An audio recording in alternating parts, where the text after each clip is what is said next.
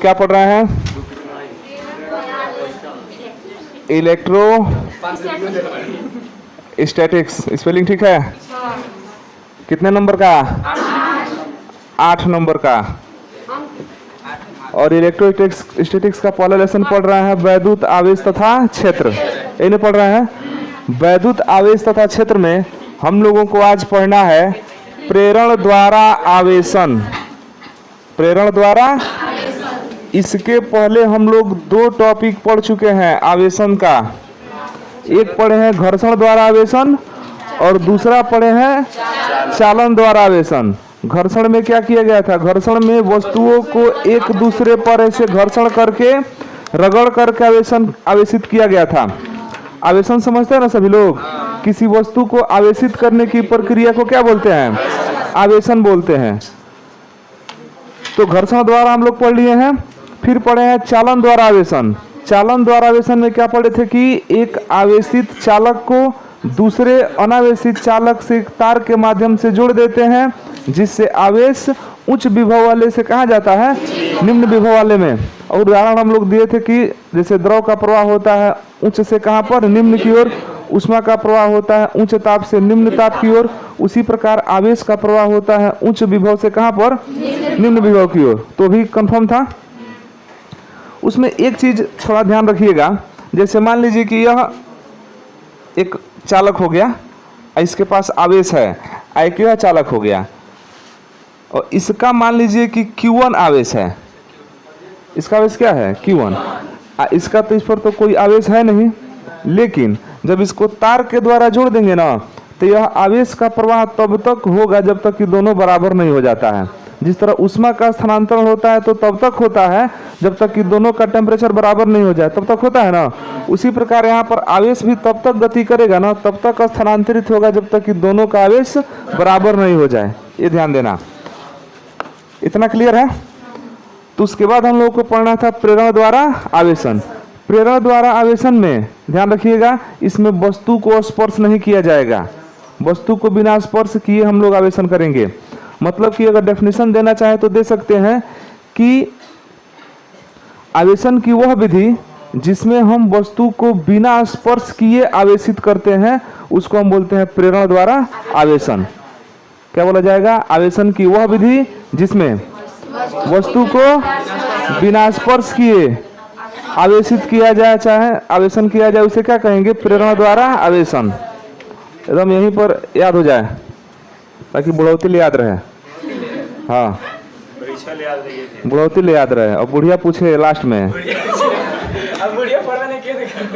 अब पूछ दे कि स्वामी बताइए प्रेरणा द्वारा आवेशन क्या होता है?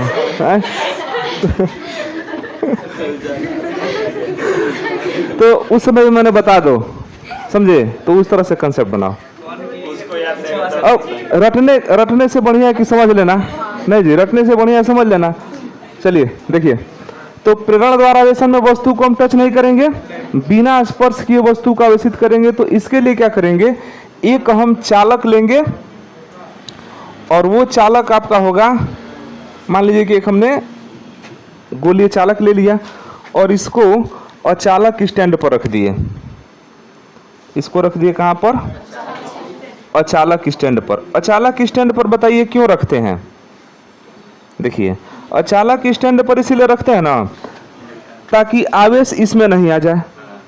मान लीजिए इसको आवेशित कर रहे हैं और ये भी चालक है तो आवेश तो यहाँ भी तो आ जाएगा ना। इसलिए इसको किस पर रखते हैं? अचालक पर, ताकि आवेश का वितरण ना हो। आवेश हम जिस वस्तु को आवेशित कर रहे हैं वही आवेशित हो। एक आपका अचालक स्टैंड पर चालक गोला हो गया और यहाँ पर एक धनावेशित छड़ है। किस तरह का छड़ है? धनावेशित। एक धनावेशित छड़ है, एक धनावेशित छड़ है। और हमको किसको आवेशित करना है? छड़ को करना है? नहीं, गोलीय चालक को करना है। तो गोलीय चालक को आवेशित करने के लिए हमको ऑलरेडी पहले से एक धनावेशित छड़ चाहिए। अब क्या करते हैं कि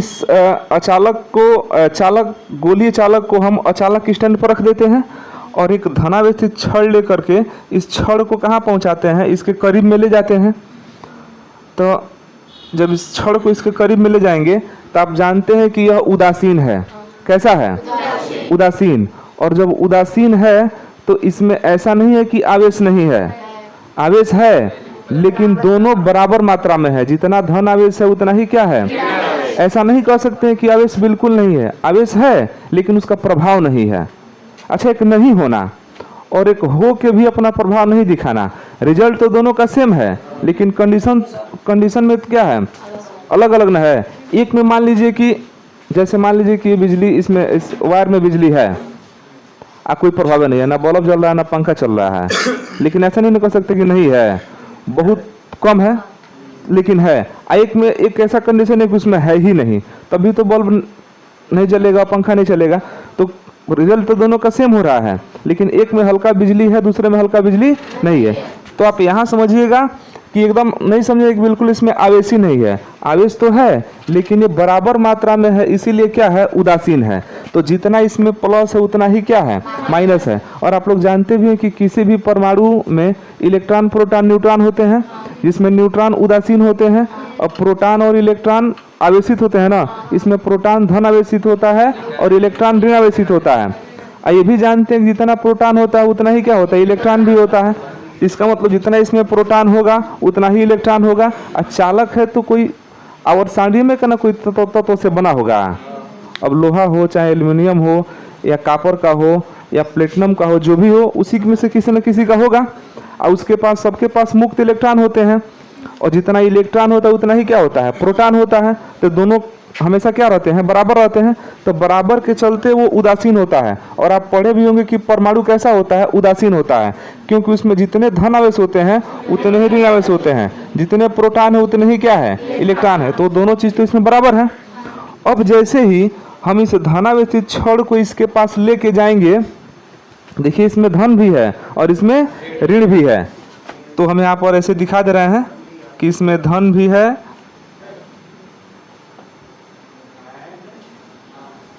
देखिए जितना प्लस बनाएंगे ना उतना ही माइनस को रखिएगा। तो यहाँ पर 4 प्लस हो गया, 3 माइनस, 1 4 माइनस, 5 6 7 8, देखिए बराबर हो गया 1 2 3 4 5 6, और 1 2 3 4 5 6 7, एगो ज़्यादा हो गया, चलो बना देते हैं, दोनों बराबर हो गया। तो जितना इसमें इलेक्ट्रॉन है उतना ही क्या है? प्रोटॉन है। मैंने कहें कि जितना धन आवेश है उतना ही क्या है? दोनों बराबर, इसीलिए शून्य है, इसी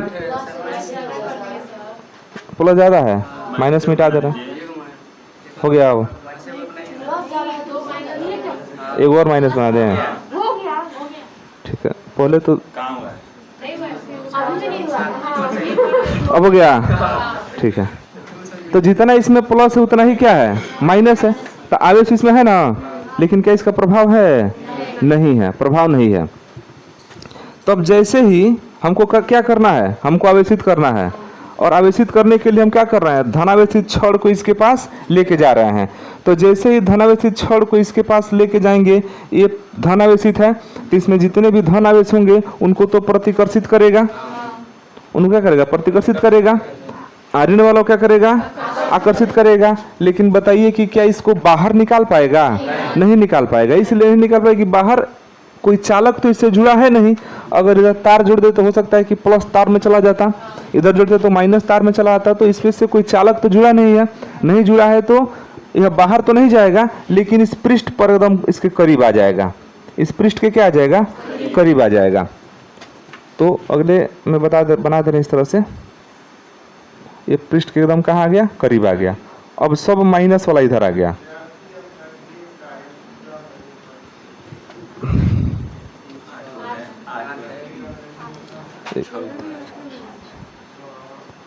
ठीक है, सब माइनस एक तरफ आ गया, अब प्लस सब एक तरफ आ गया। ठीक है, सब प्लस एक तरफ आ गया। इसको वैसे ही हम लोग अचालक स्टैंड पर तो रखे ही हैं। ठीक, अब थोड़ा सा ये आपका जो धनावेशित जो छड़ है वो निकट आ गया है। निकट आएगा तभी तो अपना प्रभाव दिखाएगा जी, दूर रहेगा थोड़ी प्रभाव दिखाएगा।